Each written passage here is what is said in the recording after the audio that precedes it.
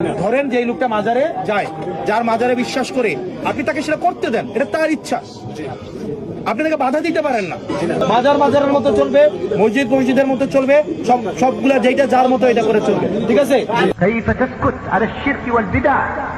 আলী ছাড়বে না কোনো ছবি মূর্তি, সবকে ভেঙে খান খান চূর্ণ করে দাও। আলী তুমি ছাড়বে না কোনো উঁচু খবর, সবকে ভেঙে সমান করে দাও। এই যে এখানে সব কবর উঁচু হচ্ছে, এখানে কবর, আবার মুক্তিযোদ্ধা কবর, বেটা কি দেখাচ্ছেন আপনি কবর পাকা করে?